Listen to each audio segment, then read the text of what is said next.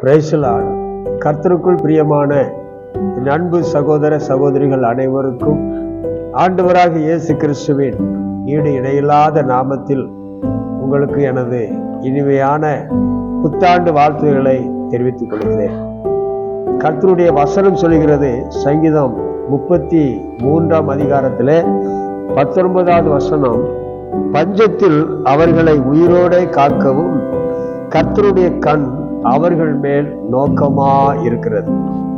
கர்த்தருடைய கண்கள் எவர்கள் மேல் நோக்கமா இருக்கிறது என்று நாம் பார்க்கும் பொழுது, பஞ்சத்திலே இருப்பவர்களை அவர்கள் மரணத்துக்கு நேராக நடத்தக்கூடாதபடி அவர்களை காப்பதற்காக அவருடைய கண்கள் நோக்கமா இருக்கிறது. எலியா என்ற ஒரு தீர்க்கதரிசியை பார்த்து கர்த்தர் சொல்லுகிறார், நீ பராமரிக்கும்படியாக சாரிபாத் என்கிற ஊரிலே ஒரு விதவைக்கு நான் கட்டளையிட்டிருக்கிறேன், நீ சாரிபாத்துக்கு போ என்று கட்டளை கொடுக்கிறார். கர்த்தர் சொன்ன வார்த்தையின்படியே எலியா சாரிபாத்துக்கு போகிறார். அப்பொழுது ஒலிமுக வாசல் என்கிற இடத்துல அந்த விதவையை பார்க்கிறார். அந்த விதவையை கூப்பிட்டு, நான் குடிப்பதற்கு பாத்திரத்தில் கொஞ்சம் தண்ணீர் கொண்டு வா என்று கேட்கிறார்.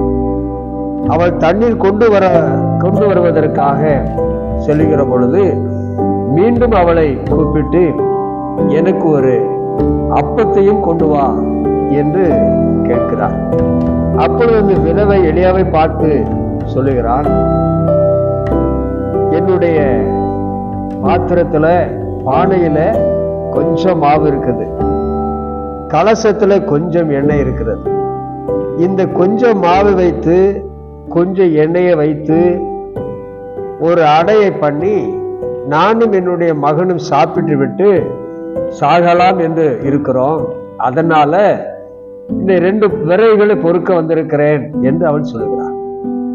உடனே எலியா அவளை பார்த்து சொல்லுகிறார், நீ சொன்னபடியே உனக்கு ஆயத்தப்படுத்து, ஆனால் முதலில் பண்ணுகிற அடையை எனக்கு கொண்டு வந்து கொடு, அதுக்கு பிற்பாடு நீ சொன்னபடியே உனக்கும் உன் மகனுக்கும் அடையை ஆயத்தப்படுத்து என்று சொல்லுகிறார்.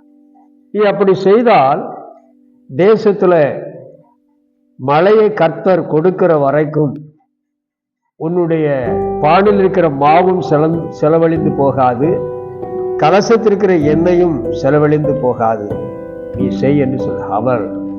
அவர் சொன்னபடியே போய் அடையை பண்ணி கொண்டு அவருக்கு கொடுக்கிறார். எலியா சொன்ன வார்த்தையின்படியே தேசத்திலே கர்த்தர் மழையை கட்டளையிடுகிற வரைக்கும் பானையிலே மா செலவழிந்து போகவில்லை, கலசத்திலே எண்ணெயும் குறைந்து போகவில்லை. அவளும் அவள் மகனும் அநேக நாள் சாப்பிட்டார்கள். அவர்கள் மரணத்துக்கு நேராக போக வேண்டும் நினைத்தார்கள், ஆனால் கர்த்தர் அவர்களை மரணத்துக்கு நேராக நடத்தவில்லை. அவர்கள் பஞ்சத்தை போக்கினார், பசியை ஆற்றினார். கர்த்தர் அந்த குடும்பத்தை வாழ வைத்தார். எனக்கு அன்பானவர்களே, இந்த வார்த்தையை கேட்டுக்கொண்டிருக்கிற நீங்களும் கூட ஒருவேளை பஞ்சத்தினாலோ வறுமையினாலோ கண்ணீர் வடித்து கொண்டு இருக்கலாம். கர்த்தர் உங்களை பார்த்து சொல்லுகிறார், உங்களை என்னுடைய கண்கள் நோக்கி பார்க்கிறது. நீ பஞ்சத்திலிருந்து விடுதலை பெறுவாய், உன் கஷ்டத்திலிருந்து விடுதலை பெறுவாய். முதலாவது எனக்கு கொடுக்க வேண்டிய கனத்தை கொடுங்க, ஊழியர்களுக்கு கொடுக்கிற கனத்தை கொடுங்கள். கர்த்தர் உங்களை ஆசீர்வதிப்பார். God bless you. கர்த்தர் உங்களை ஆசீர்வதிப்பாராக. ஆமென்.